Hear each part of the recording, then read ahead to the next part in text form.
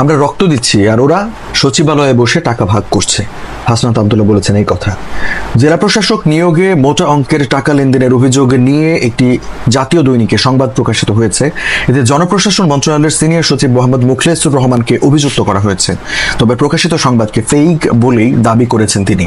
এবার বিষয়টি নিয়ে মন্তব্য করেছেন বৈষম্য বিরোধী ছাত্র আন্দোলনের অন্যতম সমন্বয়ক হাসনাত আব্দুল্লাহ। তিনি বলেছেন, এই যে একটা স্লোগান দিয়েছি তো রক্ত, আরো দেব রক্ত, রক্তের বন্যায় ভেসে যাবে অন্যায়, তো আমরা কাদের জন্য রক্ত দেব? এখন আমরা রক্ত কাদের জন্য দেব? আমি যখন দেখলাম আমরা রক্ত দিচ্ছি আর ওরা সচিবালয়ে বসে ভাগ করছে। বৃহস্পতিবার সন্ধ্যায় উত্তরা ফ্রেন্ডস ক্লাব মাঠে ছাত্র নাগরিক মতবিনিময় সভায় বক্তব্য দিতে গিয়ে তিনি এই কথা বলেন।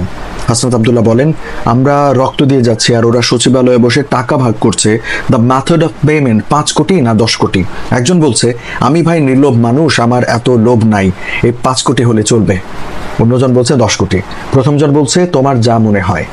তিনি বলেন, রাস্তায় শিক্ষার্থীরা রক্ত দিয়েছে, ছাত্র জনতা রক্ত দিয়েছে, আর এই বার্ধক্যে নেতৃত্ব সচিবালয়ে বসে আমাদের রক্ত মারিয়ে টাকা ভাগ করে।